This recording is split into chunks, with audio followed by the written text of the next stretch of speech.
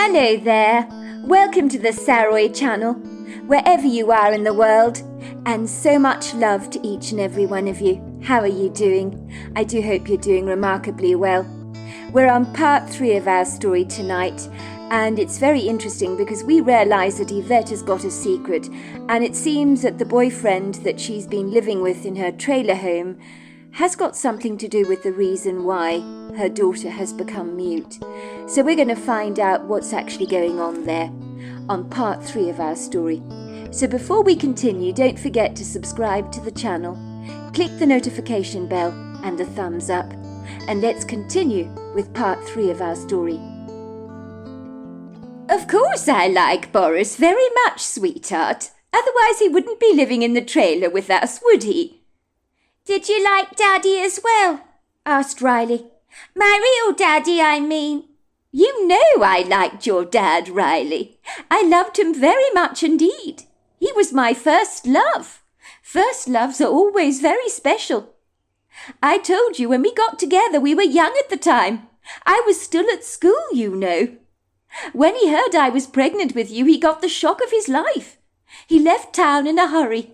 I think it scared him half to death to learn I was pregnant. I guess at the time he was too young to be a father. He was 18, you know. It was overwhelming for the both of us. But yes, I loved your father very much. Do you think he knows about me, Mummy? Of course he knows about you, Riley. When he left me, he knew I was pregnant. But then why doesn't he come back to see me? Because, love, I suspect he started a brand new life for himself far away from here. Do you think I will ever get to see him, Mummy? There's nothing stopping you from seeing him, love. One day when you're older, you can look him up yourself. I'm quite sure he will be delighted to meet you. I really want to have a daddy. All my friends at schools have daddies, even their parents. Even if their parents are divorced, they have daddies. I know, love. If it makes you feel any better, when I was your age, I was also raised without a father. So I know exactly how you feel. I'd go off to school every day, envying all the other children that had fathers. But you're lucky. At the very least, we know who your father is. And he's a very good man. That I can assure you of. One day you'll be able to locate him for yourself, and possibly have an ongoing friendship with him. That can never happen for me. I don't know who my father is, and I'll never know, and I'm all right with that. So is your Aunt Leslie. She's in exactly the same position as me, so you're not alone, love. But that's so horrible, said Riley sympathetically. Not knowing who your daddy is, so you can never ever find him. I wish you'd marry Boris, Mum, so I can have a daddy. He's so nice. He likes you a lot. I know he does. I will think about it, love. But marriage is a very big commitment, you know, said Yvette. In her heart she had no intention of marrying Boris, even though he'd asked her often enough, telling her they should go off to Vegas together and tie the knot. Whether he meant it or not, Yvette could not be sure, as he only ever brought up the subject when he was 2 sheets to the wind. You know it makes sense, Yvette, he'd say. I love you, and I love Riley, like she's my own little girl. We can move to a nice place together, and you don't have to live in this trailer park. Think about it, love. I'm sorry, Boris, but I can't, Yvette would often say. It's far too soon. Riley is everything to me, and any decision I make in my life has to concern her. She'll always come first, so I have to take things at a snail's pace to be sure where this is going. Boris had shrugged his shoulders nonchalantly. Never mind, Yvette. We've got all the time in the world. As long as I'm with you, that's all that matters. Yvette did not know enough about Boris as what you might consider reasonable in a relationship. She didn't know what he got up to on his truck stops when travelling over such long distances.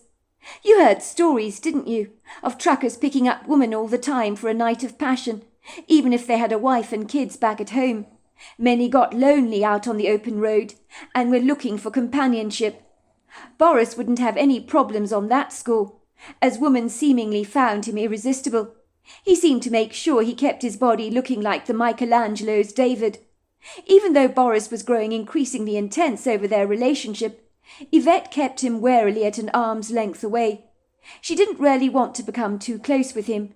Something inside of her was pushing him away, as if she sensed something was off about Boris. It was not that she was afraid of being hurt by the man, but even after all these years she knew her heart still belonged to Douglas Lagerford, and that no other man could fill the void that her daughter's father had left behind.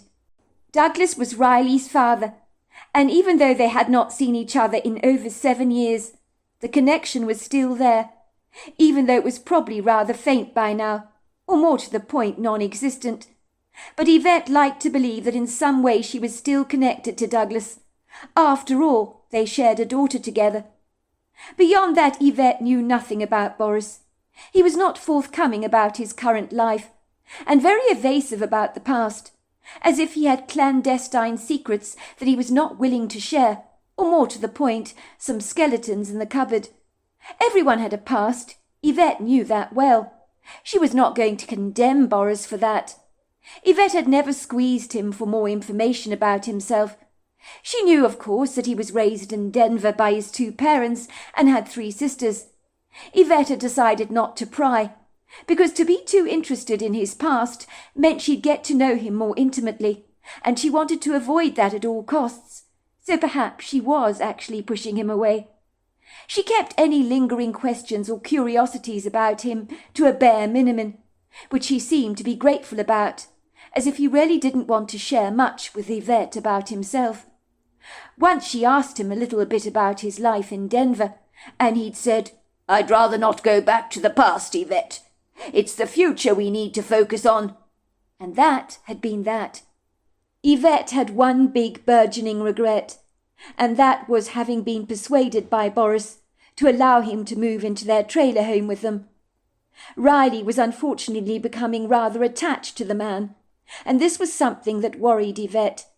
She knew if she broke up with Boris, it could potentially cause Riley great upset. In Yvette's heart, she could not see Boris and her settling down together permanently as man and wife. That would never happen, as when push came to shove, they didn't really have much in common with each other, and her interest in him was beginning to wane, rather like a polished piece of silver that suddenly loses all its gloss. Boris was a good man, of course he was. She had persuaded herself over and over again that this was the case, but there was something very wrong about their relationship, as if there was a gulf of secrets between the 2 of them. She was forever thankful that half the time Boris was not even at the trailer park. He was out and about on the open road, working as a trucker, ferrying cargo from one state to the next. And while he was away, Yvette almost felt as if she could breathe again. Despite Boris's busy life on the open road, he was constantly keeping tabs on Yvette, which she had found exceedingly annoying. He phoned her several times during the day, as if he didn't completely trust her, asking her probing questions like what she was doing at the moment. Where was she? And this possessiveness was a new thing that she had noticed rising its ugly head in their relationship, and it was beginning to irk her. "What's that got to do with you, Boris?" she would say. "You sound as if you're checking up on me to see if I've been a good girl or not." "There's no need to be like that, love," he'd said. "I know what men are like, that go to the gourmet gallery. I'm sure they have eyes on you. I need to ensure no one's looking at my girl, if you know what I mean. They need to understand you're mine. I don't want them getting any funny ideas." As Yvette reflected on Dr. von Niesen's words, she knew what had triggered her daughter's trauma, and she laid the blame completely at Boris's door. He was entirely responsible for what had happened that night, and it was a night she would never forget in a hurry. This was all Boris's fault. The man was a complete buffoon, and even her sister Leslie had agreed with her on this one. "You're well rid of him, sis," she had said. "I knew the first time I laid eyes on him. He couldn't be trusted, sis. I've also noticed he's become very possessive over you of late, and I don't like that one bit. It's not a good sign to see these things in a relationship." It's a red flag, you know." Yvette had no way of knowing that it was on an unassuming, rather serene summer's evening, when Boris returned to the trailer park, after having been out on the open road for a few days, attending to his duties as a trucker, that all hell would break loose. In his hands he carried a bag loaded with groceries, and there was a big, contented, self-satisfied smile on his face that would have made a Cheshire cat feel rather ashamed. You would have expected Yvette to be pleased to see him, but she realized she was not.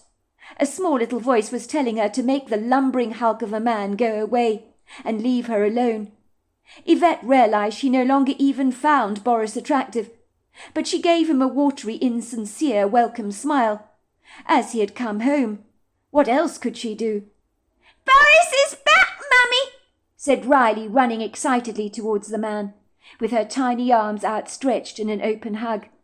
Boris dropped his groceries and lifted up little Riley in his arms, rocking her up and down, while Riley giggled with delight, tweaking his cheeks affectionately with her little fingers and looking straight into his warm brown eyes. "So how are you, Riley? Have you been good for Mummy?" "I'm always good, Boris," she had laughed. "Even the teachers at school say I'm good. I got 3 gold stars for my drawings and art." "You're a very clever girl, Riley," said Boris, putting her gently down on the ground. Riley continued to run at his side like a devoted puppy dog, and then he warmly embraced Yvette, who was already retracting from the thought of his touch. Why had she got in so deep with this man, she wondered, trying her level best to pretend that she was happy to see him.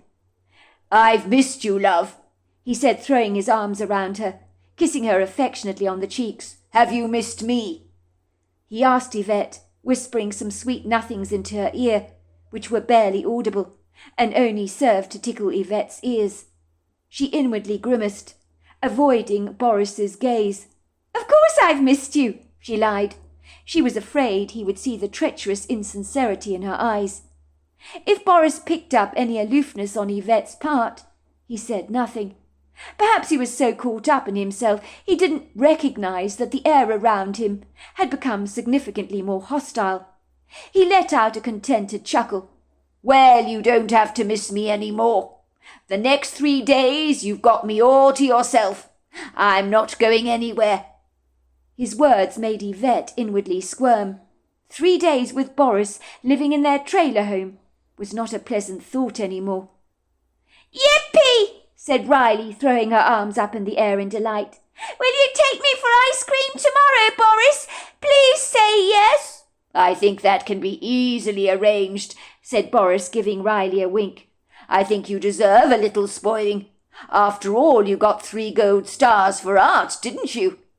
"I'm going to have the bubblegum ice cream. It's the very best. It turns my tongue bright blue." In that sobering moment, Yvette realized things were so much nicer for her when Boris wasn't around. When he arrived on the scene, he took over everything, rather like a great big mackerel, being loaded and shoved into a tightly crammed tin of sardines and squeezing everything else out of the way. "I'm going to make a fire pit this evening," Boris told her. "We're going to have a lovely barbecue. I think it'll be fun under the stars, don't you? Do you want to help your mother make some salads for us, Riley?" "I'm very good at making potato salad," Riley told Boris proudly. Yvette had watched Boris preparing a fire outside their trailer home. He laid down the firewood strategically. The smoke began to smoulder and spiral above the wood. Bright orange flames came to life, hungrily devouring it. Shortly afterward she smelt the sizzling meat on the grill that Boris was barbecuing. He was cooking sausages, burgers, pork and lamb chops. It smelled so delicious, and the lingering succulent spicy aromas permeated the woods. Yvette had made some garlic bread. Little Riley had made potato salad. They'd made French salad together and coleslaw, which she laid out on a rather rackety camping table, which she had covered with a blue and white gingham tablecloth. The table wobbled precariously when you helped yourself to salad. They had all sat out on flimsy camping chairs, under the stars to enjoy the Milky Way, spread out before them like an expanse of dark ribbon, studded with hundreds of sparkling rhinestone jewels.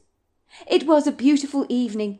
It was not too warm, nor was it too cold, The weather was as close to perfect as you could possibly get. Yvette was glad that they had one trailer home in the park that was completely isolated from all the other trailer homes, so that their barbecue would not bother any of their neighbours, or worse still, encourage them to join in on the feast. Yvette had paid the trailer park owner a little more for the privilege of having the trailer in this prime position. The extra rent money had been worth her while. Even now, as they sat there eating their food on paper plates, they could see under the soft prisms of moonlight stealing their way through the dark sky. A few ponies were grazing in the field opposite. Little Riley ran over to them to feed the apples that Boris had brought for her, returning with a bright smile on her face. She loved feeding the ponies. "Mummy, the ponies love the apples," she said happily. "But the grey one is so greedy, he pushed the others away.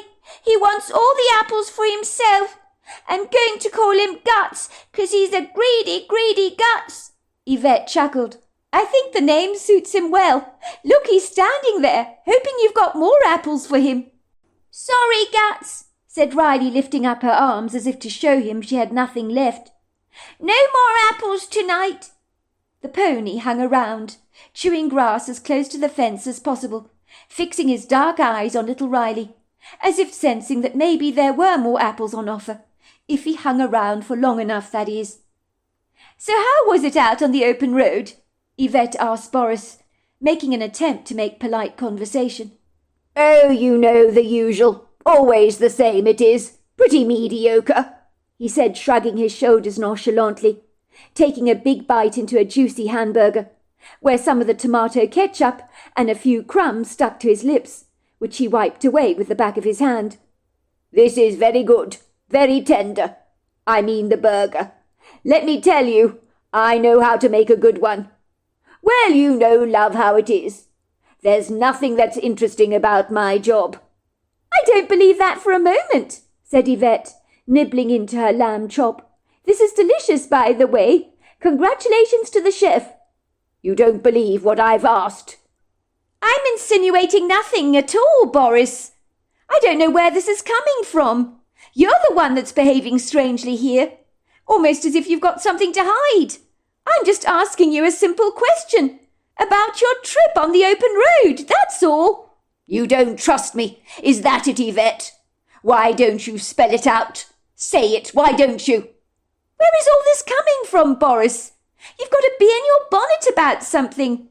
I was only politely asking you what your trip was like. You're reacting as if you're hiding something. Is there something you're not telling me, Boris? Is that what this is about?" "So is this what you're intent on doing, Yvette? Henpecking me over our alfresco dinner tonight under the stars? On an idyllic evening like this? I don't need this. I've been out on the open road all day. I'm exhausted, deadbeat, tired. I come back home to be grilled along with the sausages, do I? Like I need this after the day I've had. I think I'm going to take a walk in the woodgrove, or I'm going to say something to you that I will regret." "Don't be like this, Boris. You're overreacting. I was not interrogating you.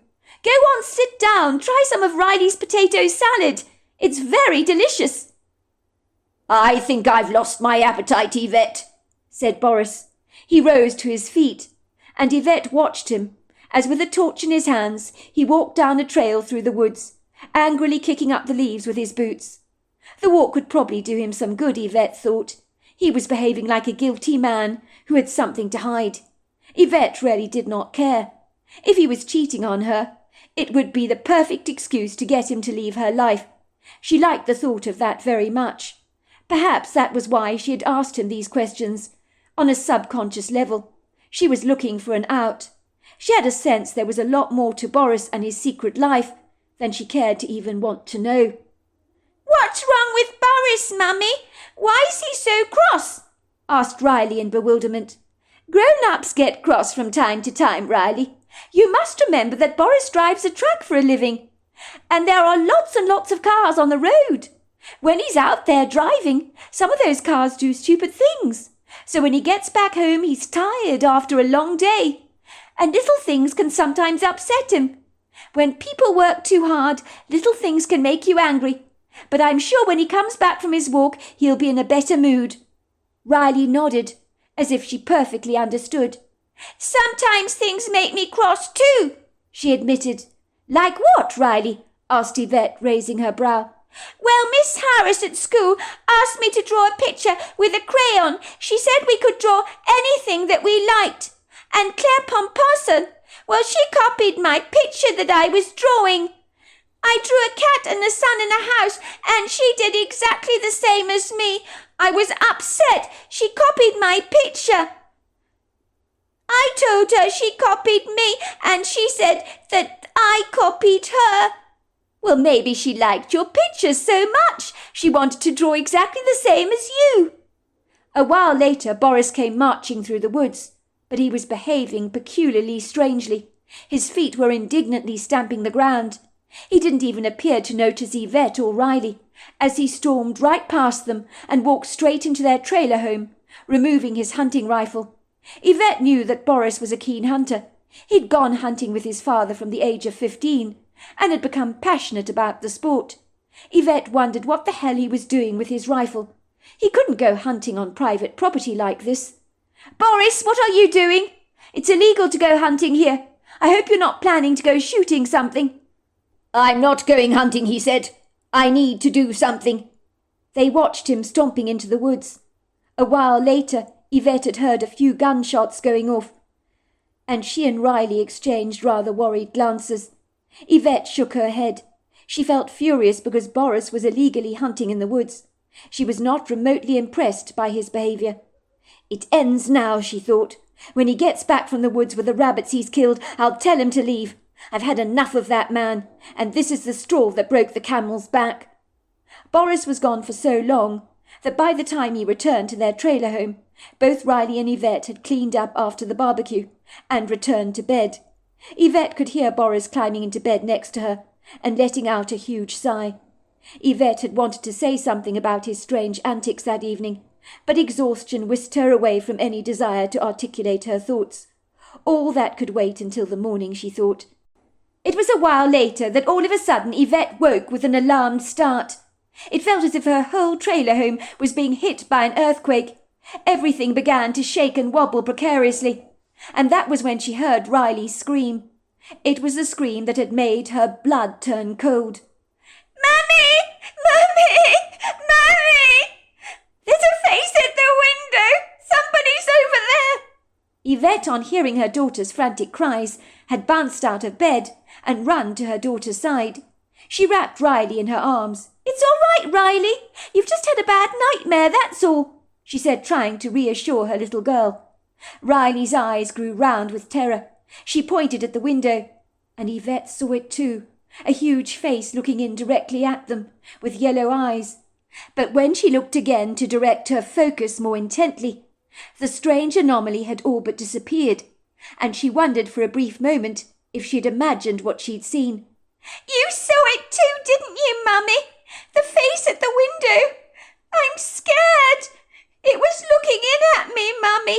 "It was nothing to worry about, love," said Yvette, trying to console her daughter, even though her reassurances were wearing thin. She knew she'd seen a face staring at them through the window with yellow eyes. It had been a human-looking face, but the details of the face were ambiguously obscure, given the moonlight was sparse. What on earth was going on, she wondered. It felt as if someone had launched an attack on their trailer home and was intent on scaring them half to death. Then it happened again. Their trailer home began to shake and wobble, and Riley let out a terrified scream. "It's going to hurt us, Mummy!" Yvette peered very cautiously outside the window, and what she saw made her heart frantically boom in her chest as her pulse began to race. There were 3 gigantic, dark, shadowy figures, shaking their trailer home so vigorously, as if they were irately angry about something. Yvette was certain her trailer home was going to collapse or just topple over. It felt as if they were on a boat out at sea, bracing stormy, very turbulent weather, and tempestuously wild, untamed waves that were rocking the boat vigorously.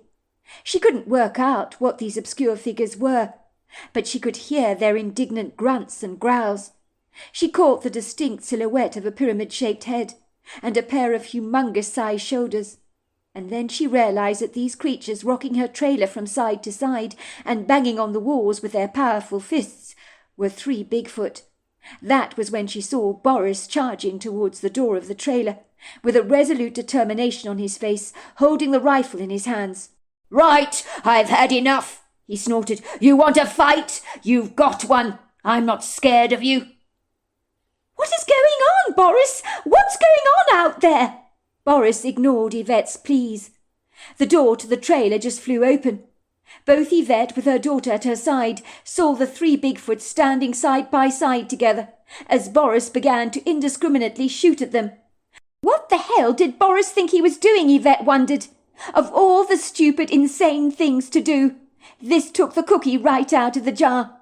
"Stop it, Boris, for goodness sake!" Yvette cried out. "What are you doing? Don't hurt those Bigfoots or they will kill you!" Boris refused to listen. He seemed caught up in his own little world. But every bullet he fired missed the Bigfoots. They seemed to just bounce out of the way. "Damn," said Boris. "Why am I not getting any of them?" "Stop this at once, Boris! Come inside!" came Yvette's demanding voice. What happened next was so fast, it was probably faster than a blink of an eyelash. A lofty Bigfoot that Yvette believed was between 9 to 10 foot tall fearlessly charged towards Boris, grabbing him by the hand thunderously and throwing him off balance so he toppled precariously to the ground, landing very hard. Yvette had heard a forceful popping sound, almost as if Boris's leg had just snapped. The Bigfoot grabbed Boris's rifle from his hands, breaking it into many pieces, throwing it around the place so it landed in the long grass, like flying pieces of shrapnel from a war zone. The expression on his face was of disgusted revulsion. He growled contemptuously and stood over Boris's body, leering down at him.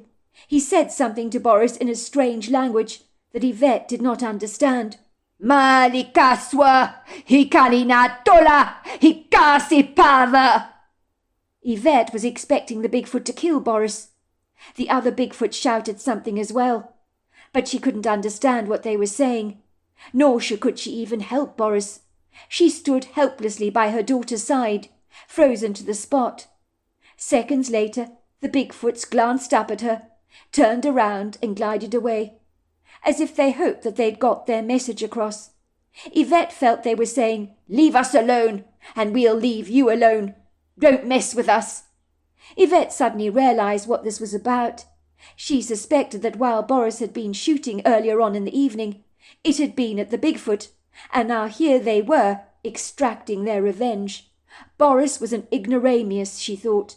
He was lucky not to be dead. The first thought that entered her mind was, "You stupid, stupid man!" She hurriedly charged over to Boris, dropping to the ground, and asked him if he was all right, although her compassion towards him was dwindling fast and was in very short supply. "Of course I'm not bloody all right, woman. Look at me. Look what that Bigfoot did to my leg. You better call an ambulance at once. I'm bloody hurt. My leg is killing me. He's broken some bones, let me tell you. Don't you dare tell anybody it was a Bigfoot that attacked me. They'll think you've lost your marbles." "Don't worry, I won't say anything," said Yvette. Yvette called an ambulance. She sat down beside Boris to try and comfort him, but he seemed irate. "I tried to kill the Bigfoot. That's why I came back to the trailer earlier on in the evening when we were having the barbecue, because I saw a Bigfoot, and I came back. I tried to kill him with my damn bullets, but I missed. He came back with reinforcements to attack us. Those things all need bullets directly in their head." "You tried to shoot at a Bigfoot that was doing nothing to you?" asked Yvette. "What do you think you were doing?" "I told you, woman. I was trying to kill the Bigfoot I saw in the woods." "And he was doing nothing to you, but you still wanted to kill him? Are you insane? I don't care how good a shot you are, Boris. You are no match for those Bigfoots. Tonight we were woken up by 3 rampaging Bigfoot. They were furiously angry because of what you did. And you know what? I don't blame them one bit. I thought my heart was going to jump out of my chest. The way I see it, Boris, is you're very lucky to be alive. Those things could have killed you. But they had compassion to spare your life when you had no compassion on theirs. If I had been that Bigfoot, I'm not sure I'd have been merciful or forgiving on you. You pushed them too far. Was it any wonder they came back to make a statement?" "He told me he'd kill me next time if I did this again," said Boris, "when he stood over me. That's what he said. Can you believe that? He actually spoke to me in my head." "I can believe that. He seemed very intelligent. He spoke in a language. You don't shoot at something that's intelligent, that's human-like. And that creature was so human it was unbelievable. What do you think you were doing?" "When I first saw the Bigfoot in the woods, he was looking at me. I went to get my rifle. He was still there. I couldn't believe my luck. It was almost like he was waiting for me. I thought he'd be an easy trophy, didn't I? When I shot at him, he bounced out of the way. I thought I heard him say, 'What the hell are you doing? I wasn't going to hurt you.' But I kept shooting at him anyway, and then he vanished like a ghost. I had no idea where he went, but I wasn't to know they were going to come back." "What I believe is that you're lucky, Boris, to be alive. That's all I can say. And I'm not remotely surprised he came back to our trailer, to let us know who's boss around here. I can't believe you did this, Boris. You should know better. I thought you were an intelligent man, but now that's questionable. I mean, what you did was naively ignorant and presumptuously arrogant." Yvette had not been excited about visiting Boris in hospital, where it appeared he had fractured a few bones when he'd been flung to the ground. But he was recovering well. When the doctors asked him what had happened, he'd said he couldn't remember, but had sustained a nasty fall. Yvette's daughter Riley had stopped speaking after the event with the Bigfoots. It had rattled her so much, and this was all Boris's fault. Yvette had sent her daughter to stay with her sister Leslie for a few days, as Riley was far too scared to sleep in her own room in the trailer, as she was afraid the thing with the big face and yellow eyes would come back. When she had told her sister what had happened, Leslie said one thing: "You need to end it with Boris. I'm sorry you do. The man's not right in the head. He put you and Riley in mortal danger with his outrageous behaviour. He should have left those Bigfoot alone, especially given the creatures were minding their own business and imposed absolutely no threat. Imagine if you went out shopping and someone tried to shoot you. You'd want to go after them, wouldn't you? To have them arrested for trying to hurt you. That man of yours goes blindly charging after the Bigfoot like a great big buffoon. What was he thinking? He was asking for trouble. I'm not remotely surprised the Bigfoot came back with reinforcements. But I am surprised that Boris is alive. I'd have thought they'd have finished him off after the stunt he pulled. I'm worried about Riley, Leslie. She hasn't spoken since the incident. She's traumatized after seeing that face at the window, and can you blame her? That must have been terrifying for a 7-year-old girl. And then she saw the Bigfoot throwing Boris to the ground. Do you think we're safe living here after what happened? Yes, I do. The creatures are clearly intelligent. They didn't kill Boris, did they? They warned him off. You yourself said they spoke to Boris in his head, saying next time he wouldn't be so lucky. It shows you that they're thinkers. If you're a thinker, you don't just randomly kill anything for no reason at all.